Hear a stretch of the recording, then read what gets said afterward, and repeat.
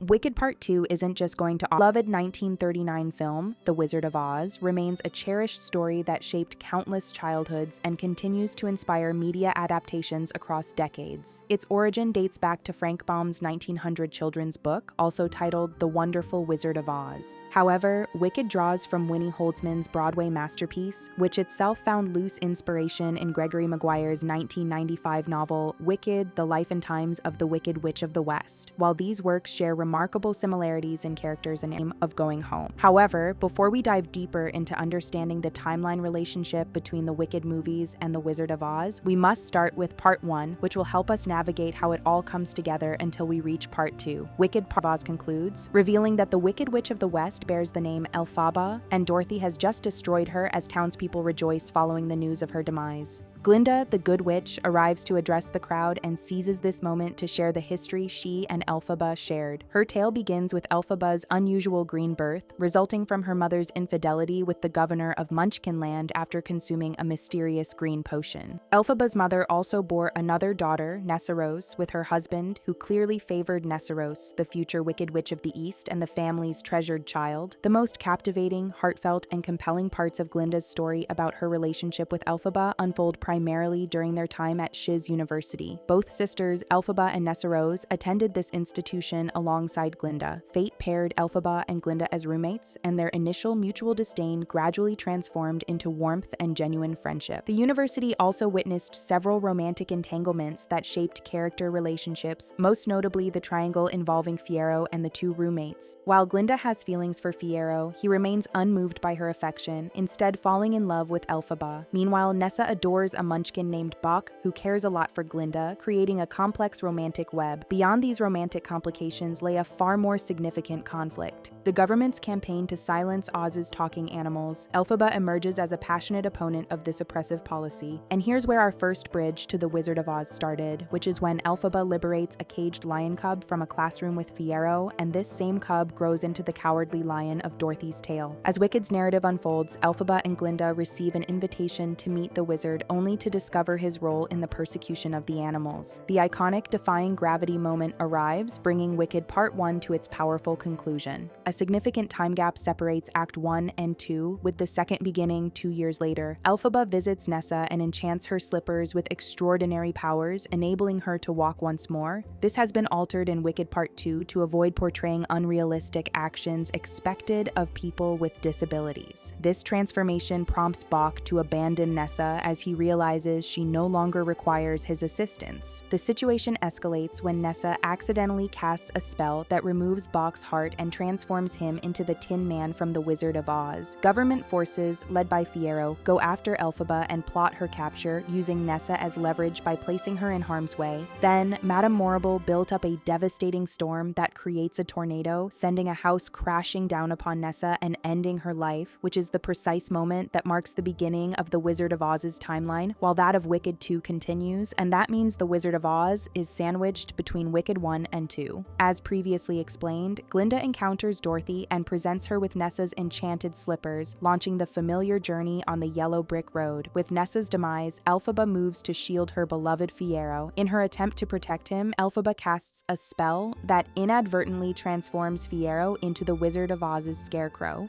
The narrative becomes even more compelling as Elphaba captures Dorothy, seeking to reclaim her sister's slippers, which is the exact point where both timelines of Dorothy's homecoming, creating the happy ending that defines the original tale. Yet this marks the beginning of Wicked Part 2's remarkable twist as the story continues beyond this moment. Following Elphaba's melting, Glinda discovers that only a hat and the green elixir remain, leading her to realize that the wizard was Elphaba's father all along and the source of her magical abilities. Wicked 2 concludes with Fiyero, now the Scarecrow, appearing at the site of Elphaba's apparent demise and discovering she had staged her own passing. In this stunning revelation, Fiyero and Elphaba escape together into a blissful future, their secret forever hidden, even from Glinda, which is an entirely different outcome from what The Wizard of Oz led us to believe. While The Wizard of Oz gave us a happy ending, Wicked 2 aims for a bittersweet feeling where we realize that things aren't always as they seem. Where The Wizard of Oz presents a straightforward tale of good versus evil, Wicked reimagines the narrative through moral complexity and sophistication.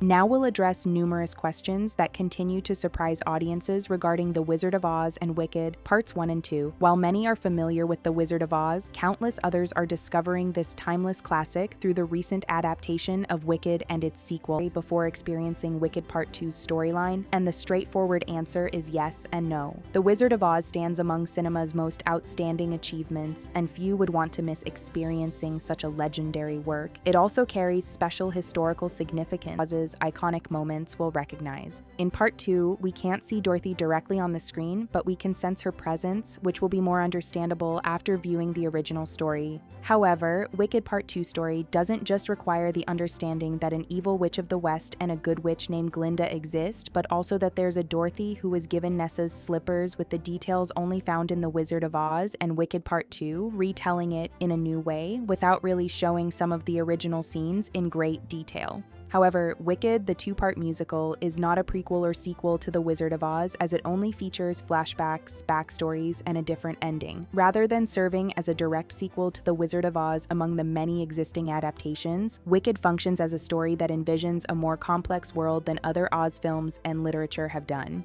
As we continue to explain both films' timelines, you should know that Wicked Parts 1 and 2 follow a Broadway production, the second highest-earning Broadway musical in history. This stage adaptation itself draws from Gregory Maguire's novel of the same name.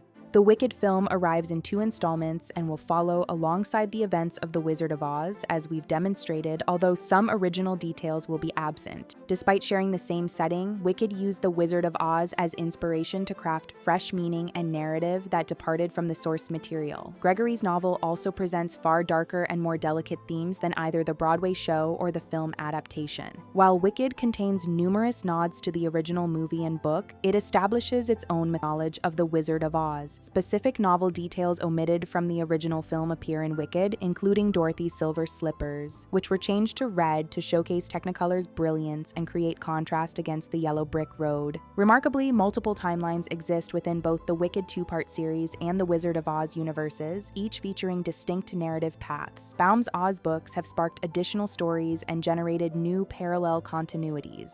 Baum's original intention to create a contemporary American fairy tale was a resounding success. The mythology emerging from Baum's works has undergone countless reinterpretations and rearrangements. His novels portray the wizard as an audacious con artist, a smooth-talking salesperson who genuinely assists Dorothy and her band of misfits. This wizard also functions as a clever deceiver who successfully convinces the Cowardly Lion, Tin Man, and Scarecrow to embrace self-confidence, which they all lack.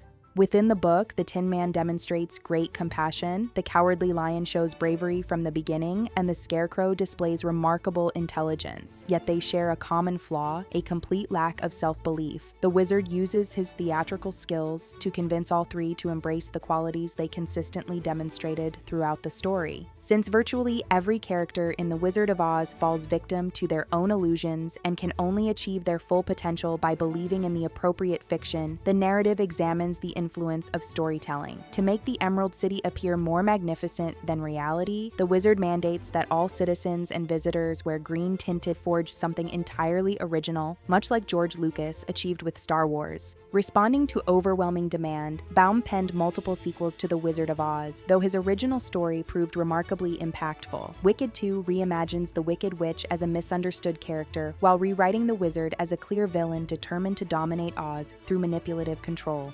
If Wicked 1 and 2 have made you obsessed with the characters of the Oz adaptations that await newly converted Oz lovers, among the finest and most overlooked is 1985's Return to Oz, which merges 2 of Baum's sequel novels into an engaging story about Dorothy's return to find the Emerald City destroyed. Dorothy gathers another group of misfits and attempts to heal the land. However, the film contains strange and unsettling sequences reminiscent of children's horror cinema and showcases some of the most impressive visual effects between the original Wizard of Oz film and Wicked, where understanding the parallel timeline becomes essential as we see the different portrayal of the characters in Wicked Part 2 in ways they have never been seen before in the original story.